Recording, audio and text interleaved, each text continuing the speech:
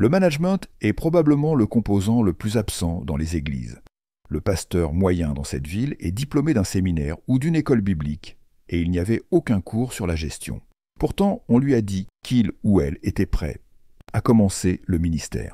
C'est pourquoi la plupart des églises souffrent, sont fauchées ou attirent des personnes fauchées. Et c'est pourquoi la majorité des personnes dans les églises de la ville sont financièrement embarrassées.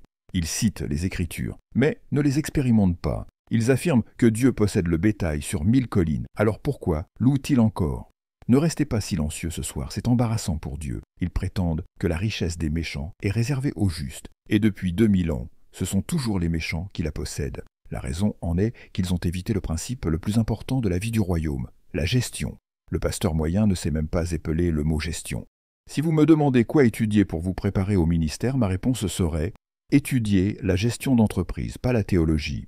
Parce qu'un royaume est un gouvernement et un royaume est une administration. Les gouvernements sont dans le domaine de la gestion des ressources et la clé d'un bon gouvernement est la gestion efficace, la délégation et la distribution des ressources. Les religieux, vous en avez un devant vous en ce moment, ne regardez pas derrière, croient tant que Dieu fonctionne selon les émotions. Ils pensent donc que s'ils parviennent à émouvoir Dieu, ils obtiendront tout ce qu'ils veulent, et c'est pourquoi ils sont toujours fauchés. Parlons de la crise actuelle, et tout le monde devrait prendre un exemplaire de ce CD ou DVD, parce que vous n'entendrez pas tout ce que je dis. Vous devez écouter attentivement, mais vous ne saisirez pas tout. Qu'est-ce qui a causé la crise actuelle, selon les analystes de votre pays et du monde entier? Eh bien, selon eux, la cause de la crise est l'avidité. Vous vous souvenez de cela? Tout le monde dit avidité. Ils ont raison. Il est donc important de définir ce qu'est l'avidité. Notez ceci. L'avidité est en réalité la mauvaise gestion des ressources à des fins personnelles. C'est cela, l'avidité. Qu'est-ce que l'avidité? La mauvaise gestion des ressources à des fins personnelles. En d'autres termes, un esprit avide manipulera les ressources afin qu'il ou elle soit le seul bénéficiaire. Jésus a dit quelque chose à propos de l'avidité, l'un des tueurs du royaume. Marc 7, 22, Jésus a dit « Ce sont ces choses qui détruisent un homme, l'avidité, la malveillance, la tromperie, la débauche, l'envie, la calomnie, l'arrogance et la folie. » Si vous lisez attentivement ces mots, ils sont tous liés. Une personne avide est généralement arrogante. Et si vous êtes arrogant et avide, vous devez être insensé. C'est ce que signifie folie. Et pour être insensé, vous devez être trompeur. Il dit « Tous ces mots viennent d'où? De l'intérieur et rendent un homme impur. » L'intérieur signifie qu'ils sont dans son esprit. Luc 12. Jésus répète ce sentiment concernant l'avidité. Il dit « Faites attention. Gardez-vous de toute forme d'avidité. » Il dit « Faites attention. » Ce qui signifie que cela peut vous surprendre à l'improviste. Vous devez vous surveiller. L'avidité est si sournoise que vous pourriez penser que vous êtes saint et juste, alors qu'en réalité, vous êtes simplement avide.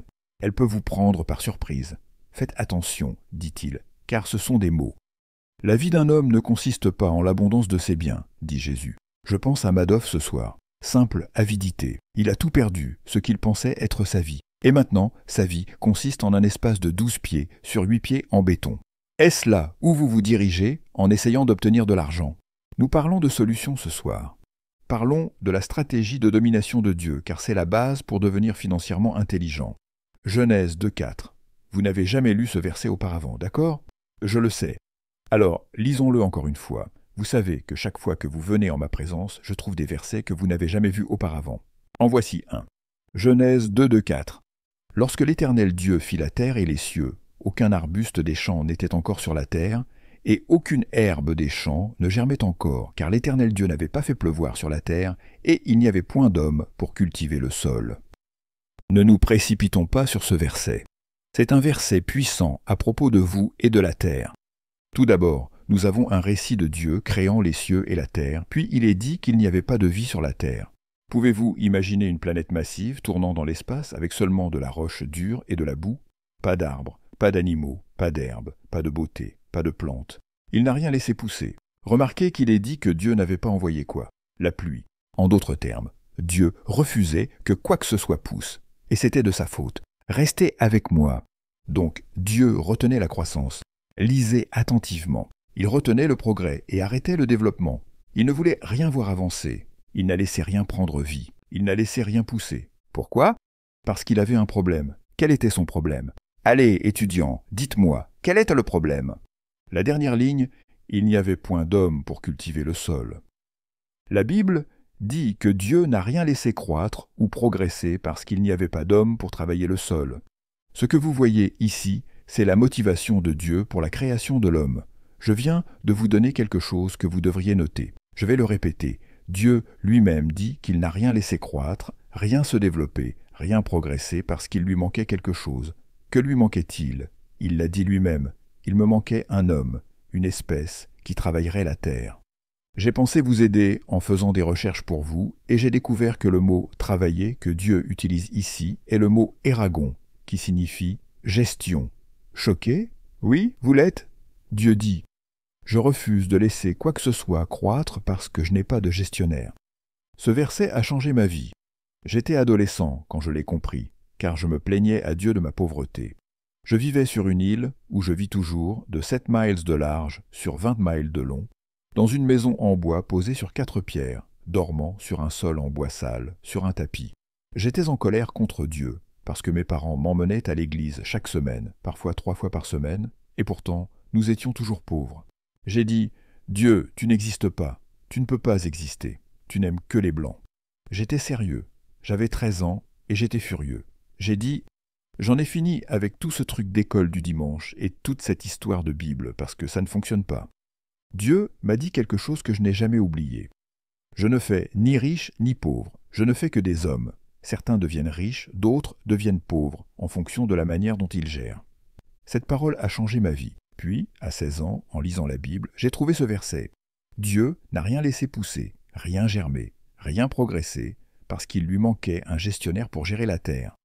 Alors, pourquoi Dieu vous a-t-il créé? Pas pour organiser des cultes, pas pour chanter dans la chorale, pas pour être un huissier.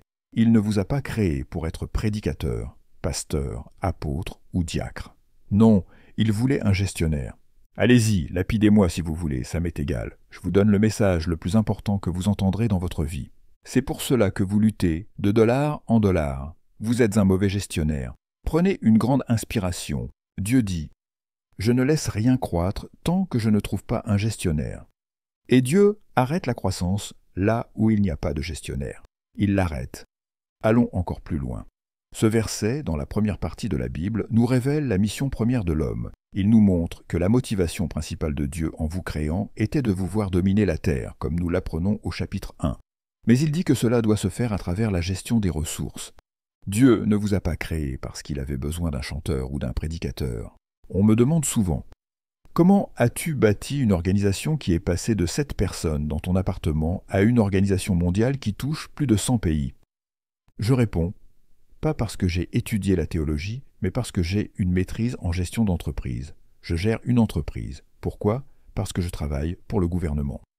Votre mission principale, c'est que Dieu avait besoin d'un gestionnaire. Notez ceci. L'objectif divin de l'humanité est d'étendre la culture du ciel sur la terre, et cela exige de la gestion. Et donc, la stratégie divine de Dieu était que l'humanité domine la terre par le travail. Il n'y avait pas d'homme pour travailler. Pouvez-vous imaginer? Le Créateur était bloqué parce qu'il n'avait pas de gestionnaire. Voici quelques leçons que nous tirons de ce passage important. Dieu protège ses ressources des mauvais gestionnaires. Dieu retient ses ressources aux mauvais gestionnaires. Dieu n'accorde pas de croissance là où il y a une mauvaise gestion. Dieu ne répondra jamais à une prière venant d'une personne qui est un mauvais gestionnaire. Puis-je le dire autrement? Notez ceci. J'en suis venu à la conclusion que la clé principale du royaume sur la terre, donnée à l'humanité par Dieu, est la gestion. Je sais que certains d'entre vous ont un problème avec moi en ce moment, parce que vous êtes tellement religieux que vous n'avez jamais entendu ce mot dans une réunion d'église. Et c'est pour cela que vous avez perdu votre maison. C'est pour cela que vous travaillez toujours pour quelqu'un d'autre. C'est pour cela que vous ne pouvez pas payer vos factures. Parce que vous n'avez jamais entendu ce mot à l'église. Et pourtant, il apparaît dans la Bible dès le premier chapitre. La religion est un tueur. Elle détruit parce qu'elle vous enlève ce dont vous avez le plus besoin, la gestion.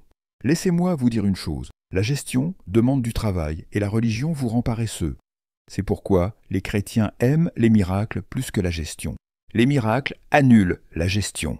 Oh Seigneur, je ne vais pas toucher à ça. Certains d'entre vous pensent que Dieu aime les miracles. Il ne les aime pas. Les miracles détruisent le principe de gestion. Les miracles, c'est comme la loterie. On reçoit sans effort. C'est pour cela que je déteste les jeux d'argent. Les jeux d'argent sont une tentative d'obtenir sans travailler. Pourquoi est-ce que vous vous taisez maintenant? Je vais descendre et prophétiser. Je discerne que certains d'entre vous achètent des billets de loterie. Ne me mettez pas en colère, je vais appeler vos noms ce soir. D'accord. La loterie est impie parce qu'elle annule le travail. Prenez une grande inspiration. Tout le monde dit « gestion ». Dites-le fort. Encore une fois. Vous êtes venu ici pour apprendre comment faire de l'argent ce soir et c'est votre problème. L'argent fuit celui qui le poursuit. La Bible dit « l'argent est attiré par la gestion ». Je vais vous le prouver dans un instant avec la Bible. Tout ce que je dis ici m'a pris 30 ans à préparer pour cette seule session, alors ne vous inquiétez pas, je ne suis pas fou. Je vous ai tout préparé, je vous prépare. Je suis sur le point de démanteler votre idée des miracles. Les miracles sont pour les paresseux. Vous souvenez-vous, dans la Bible, lorsque les gens sont venus voir Jésus et lui ont dit « Montre-nous un miracle, nous voulons voir des miracles ». Vous devez lire sa réponse. Sa réponse était « Seule une génération méchante et adultère recherche des miracles ». Ne regardez pas maintenant, mais il y a une personne méchante juste derrière vous. Et c'est ça notre problème. Laissez-moi vous dire quelque chose. Je veux définir la gestion pour vous. Vous ne l'avez jamais écrit auparavant. Si vous travaillez pour une entreprise, écrivez-le. Ramenez-le à votre département. La gestion est définie comme ceci. Écrivez-le. La gestion est l'utilisation efficace, efficiente, correcte et opportune de la propriété et des ressources d'une autre personne pour le but pour lequel elles ont été déléguées avec une vision de produire la valeur ajoutée attendue pour la personne. Veuillez acheter ce CD pour pouvoir le rembobiner 10 fois. La gestion, c'est quoi? C'est l'utilisation efficace, efficiente, correcte et opportune de la propriété et des ressources d'une autre personne pour le but pour lequel elles ont été déléguées, avec une vision de produire la valeur ajoutée attendue. C'est la gestion. La gestion implique automatiquement que vous ne possédez pas ce que vous gérez. La gestion implique aussi que, lorsque vous le rendez, il est censé être mieux. Il est censé avoir plus de valeur. C'est la gestion. Dieu dit « Je ne permettrai à rien de croître parce que je n'ai personne pour ajouter de la valeur à ce que je suis sur le point de créer. Je veux que cela soit utilisé efficacement, avec efficience et opportunité, pour le but pour lequel je l'ai donné. » C'est pourquoi Dieu est contrarié par les paresseux. Vous savez quoi? Vous prenez trop de temps pour écrire, alors laissez-moi juste vous dire ceci. J'ai tellement à vous donner ce soir, je veux que vous le compreniez maintenant. D'accord, tout le monde, dites gestion et prière. Prenez une grande respiration, dites à votre voisin. Quelque chose arrive, alors asseyez-vous bien. Regardez bien ceci. Ce principe enseigne donc des choses importantes. Premièrement, Dieu ne vous donnera jamais ce pourquoi vous priez, seulement ce que vous pouvez gérer. Vous priez pour avoir 1000 $ et Dieu dit « Attends une minute, je t'ai donné 100 $ hier, tu n'as même pas été capable de payer 10 $ de dîme. » Ok. Vous priez pour une grande maison, mais la maison que vous louez, vous la gardez sale. Oh, dites-le encore. Oui, vous ne pouvez pas gérer la propriété d'une autre personne, alors comment puis-je vous donner la vôtre? Dieu dit « Ne restez pas silencieux maintenant. » Vous priez pour une plus grande église, et Dieu dit « Tu sais quoi, tu n'arrives même pas à gérer l'église que tu loues. » Vous priez pour des âmes. « Oh Dieu, donne-moi des âmes. » Mais les gens que vous avez déjà, vous ne savez pas les gérer. Alors Dieu les protège de vous. Jésus, si vous obtenez le million de dollars pour lequel vous priez, il vous tuera. Vous ne pouvez même pas gérer 500 $. Vous dépensez 200 $ pour une robe, 150 $ pour vos cheveux, et vous mettez 20 $ dans l'offrande. Et vous demandez à Dieu 1 million de dollars. Dieu est-il stupide ou quoi? Vous savez pourquoi? Parce que Dieu ne vous donnera jamais votre propre entreprise en premier. Il vous donnera toujours un emploi en premier, parce qu'il veut voir comment vous gérez la propriété des autres, y compris leur temps. Écrivez ceci, ça devient plus facile. Dieu veut que vous soyez un économiste. Qu'est-ce qu'un économiste? Économiser, c'est obtenir le maximum avec le minimum. La plupart des gens, ici, ne sont pas des économistes, parce qu'ils ne connaissent pas la valeur de ce qu'ils ont déjà. Hier ou avant-hier, je disais aux gens à Baltimore, « Vous avez l'audace de dire à Dieu que vous êtes fauché et sans emploi, alors que chez vous, vous avez un four que vous n'utilisez que 2 fois par semaine. C'est de l'abus. C'est une mauvaise gestion.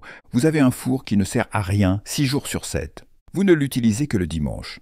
Mais vous pourriez au moins prendre de la farine, de l'eau et quelques raisins secs, cuire des biscuits tous les jours, les mettre dans des sachets en plastique et transformer votre cuisine en petite usine. C'est ça, la gestion. Non, vous, paresseux, vous cherchez un emploi et c'est votre problème. Prenez une grande respiration. c'est une mauvaise gestion. Écrivez ceci. Économiser, c'est tirer le maximum du minimum. Vous avez des vêtements dans votre placard que vous ne portez plus depuis 10 ans.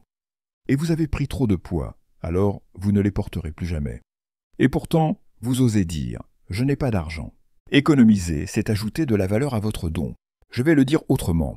La prière exaucée est régulée par votre capacité à gérer. Dieu ne vous donnera jamais ce pourquoi vous priez. Il régulera sa réponse en fonction de ce que vous pouvez gérer. Donc, il observe votre gestion pour voir si vous pouvez gérer ce que vous demandez. Ne priez jamais au-delà de votre gestion.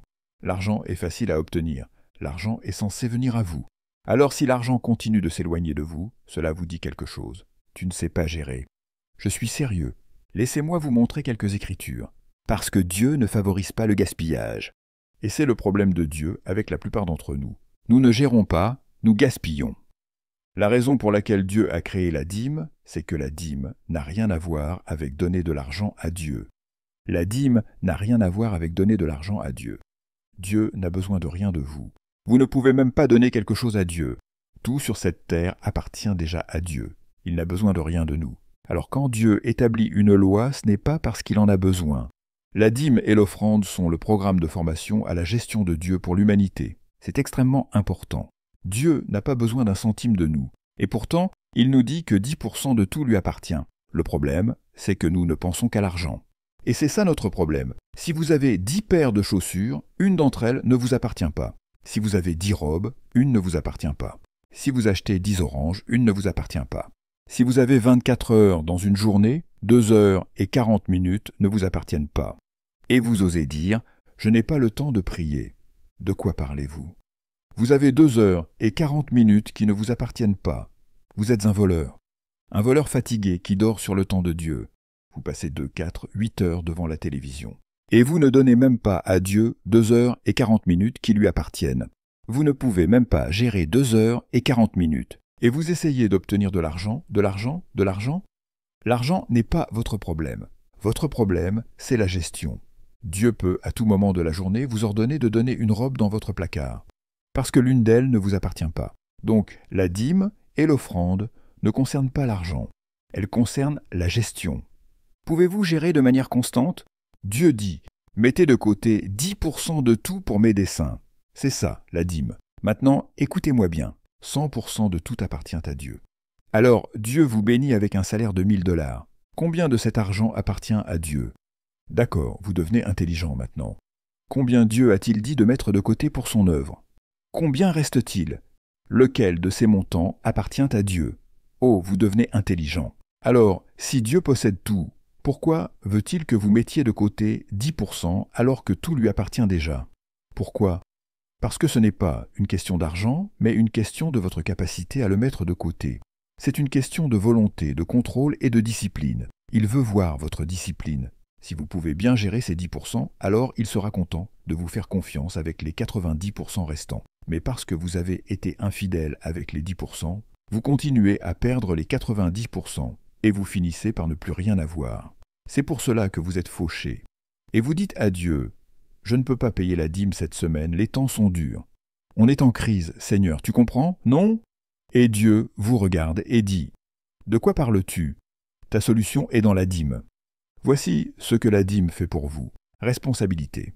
Si vous payez régulièrement votre dîme et donnez vos offrandes, alors vous devenez automatiquement responsable. Discipline. Pour mettre cette somme de côté chaque fois, cela demande du contrôle. Honnêteté. Être un vrai dîmeur signifie que personne ne vous regarde, sauf Dieu. Vous pouvez mentir à tout le monde, mais Dieu sait la vérité. Diligence. Cela signifie travailler avec constance pour s'assurer de ne pas toucher aux 10%. C'est ce qu'un gestionnaire doit faire. Fidélité. C'est ça le problème de beaucoup de gestionnaires. Ils sont infidèles, et il faut être fidèle pour bien gérer. Fiabilité. Si Dieu vous confie quelque chose, il doit pouvoir vous faire confiance. Si vous pouvez gérer la dîme, Dieu peut vous confier plus. Un jour, Jésus s'est retrouvé avec 5000 personnes à nourrir, sans compter les femmes et les enfants, soit près de 12 000 personnes. Il s'apprête à gérer des ressources. Regardez bien ce qu'il fait. Matthieu 6h40. Ils s'assirent par groupe de 100 et de 50. C'est de l'administration et de l'organisation. Ensuite, il prit les 5 pains et les 2 poissons.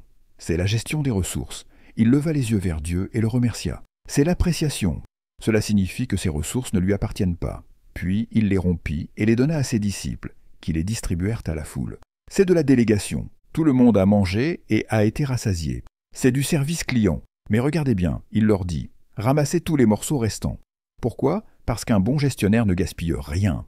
Cette nation vit dans une culture du gaspillage, et cela se retrouve même dans l'Église. Vous allez au buffet après le service, vous remplissez votre assiette et vous en laissez la moitié. Vous êtes un mauvais gestionnaire et Dieu prend des notes. Jésus leur a fait ramasser les miettes, non pas parce qu'elles avaient de la valeur, mais pour leur enseigner une leçon. Ne gaspillez rien. Quand nous avons commencé notre ministère, nous avions un petit bâtiment, mais nous l'avons géré comme si nous prêchions à 1 million de personnes. Nous avions une seule caméra et nous l'utilisions sous différents angles pour faire des coupes différentes. Nous utilisions chaque centimètre de cet espace avec excellence. Et notre programme est devenu le numéro 1 du pays pendant 10 ans. Quand les gens venaient voir où nous tournions, ils étaient sous le choc. « C'est ici que vous avez fait cela ?»« Oui, mais nous pensions que vous aviez un grand studio. »« Non, nous n'avons pas un grand studio, nous avons un grand esprit. » Un jour, le Premier ministre est venu sur notre plateau. Il s'attendait à voir un grand studio. Mais je lui ai dit, nous avons un grand esprit. Et aujourd'hui, nous avons construit le plus grand lieu de réunion du pays. Nous le possédons. Nous avons acheté tout le quartier. Nous possédons 57 hectares sur la plage. Pourquoi ? Parce que lorsque vous êtes fidèle avec les biens d'un autre, Dieu vous donne les vôtres. Je veux dire quelque chose à Grace Church. Gérez ce lieu comme s'il était le vôtre, car Dieu vous observe. Il regarde comment vous vous garez, comment vous laissez les toilettes, comment vous traitez cet endroit. Peut-il vous faire confiance pour plus grand ? Dieu est en train de regarder. Rappelez-vous que la gestion, c'est simplement de la diligence avec les ressources. Proverbe 13.3, 22 dit « Un homme bon laisse un héritage à ses enfants et aux enfants de ses enfants. » Mais nous oublions souvent la suite. La richesse du pécheur est réservée pour le juste. Les deux sont liés. Un homme bon gère bien, et il a tellement de ressources qu'il peut en laisser à ses petits-enfants. C'est ça la vraie prospérité.